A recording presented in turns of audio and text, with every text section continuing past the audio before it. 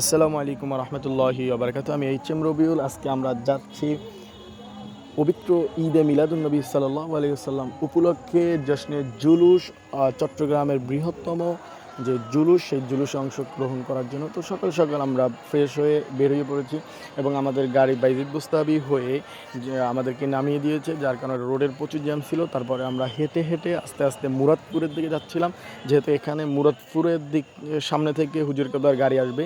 আর যেহেতু আমরা যেতে যেতে দেরি হয়ে গেছে, তার কারণে আমরা মুরাদপুরে অবস্থান নেই, এখানে দাঁড়িয়েই হুজুর কেবলার গাড়ি দেখার জন্য। তো আস্তে আস্তে আমরা মুরাদপুরের দিকে হেঁটে হেঁটে যেতে থাকি। তো একটা কথা যেটা অনেকের মনে প্রশ্ন, যে হুজুর কেবলা গাড়িতে বসে কেন থাকে, হেঁটে না যায় না কেন? আর দ্বিতীয় আরেকটা প্রশ্ন হলো যে হুজুর কেবলা স্টেজে বসে বক্তব্য দিতে পারে, সে কেন মানুষের ভিতরে ঘুরে? তো প্রথমত হুজুর কেবলা, অর্থাৎ এই সব প্রশ্ন তারাই করে যারা মিলাদুন্নবীর জশ্নে জুলুস, যে জুলুসটা চট্টগ্রামের বৃহত্তম জুলুস, সেখানে যারা না যায়।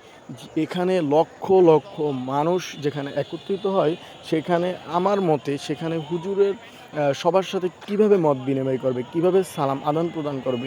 এখানে লক্ষ লক্ষ মানুষ। জামিয়ার ময়দানে দুইটি প্যান্ডেলের ভিতরে সামনে একটি প্যান্ডেল যেটা পরিপূর্ণ হয়ে যায় জুলুসের আগের দিন রাতেই, আগেরটাও মোটামুটি পরিপূর্ণ হয়ে যায়। তো পরের দিন হুজুরের সাথে সাক্ষাৎ করার জন্য যদি হুজুর স্টেজে বসে থাকে, সবার সাথে সাক্ষাৎ করা সম্ভব না, যার কারণে হুজুরকে গাড়ি দিয়ে সবার সাথে সাক্ষাৎ করানো হয়। এই কারণেই হুজুরকে মূলত গাড়িতে করে সবার সাথে সালাম আদান প্রদান করা। তো আমরাও হুজুরকে দেখার জন্য তো জুলুসে চলে আসলাম। তো জুলুসে আসার পরে অনেক প্রচুর পরিমাণ মানুষ, আসলে সবারই রসুলের ভালোবাসা অন্তরে। তো বলতে বলতে আমরা দেখে ফেললাম হুজুর কেবলার গাড়িকে। তো রাসূলের আওলাদ, রাসূলের যে আওলাদ, তাকে দেখে আমাদের অন্তর জুড়েই নিলাম। এবং রাসূল সাল্লাল্লাহু আলাইহি ওয়াসাল্লাম আজকের দিনের শুভ আগমন করেছেন। মূলত এই শুভ আগমনে আমাদের ঈদের আনন্দ, যে আনন্দটা উৎসব আছে, সেটা নেতৃত্ব দিতেই এসেছে সাবের শাহ কেবলা হুজুর। তো আমরা হুজুরকে দেখার পরে তারপরে আমরা চলে আসলাম জামিয়ার ময়দানে। এখানে জোহরের নামাজ হবে। তো এখানে প্রচুর পরিমাণ মানুষ যারা নামাজ আদায় করার জন্য চলে এসেছে জামিয়ার ময়দানে।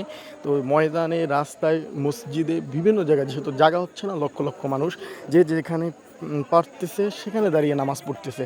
অনেকে বলে এখানে নামাজ হয় না, যারা বলে এরকম তাদেরকে আহ্বান জানাবো, আপনারা জশ্নের জুলুসে এবার না আসলেও আগামীবার আসেন, এখানের কার্যকলাপগুলো দেখেন।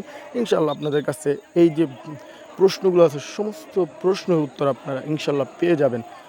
আসসালামু আলাইকুম।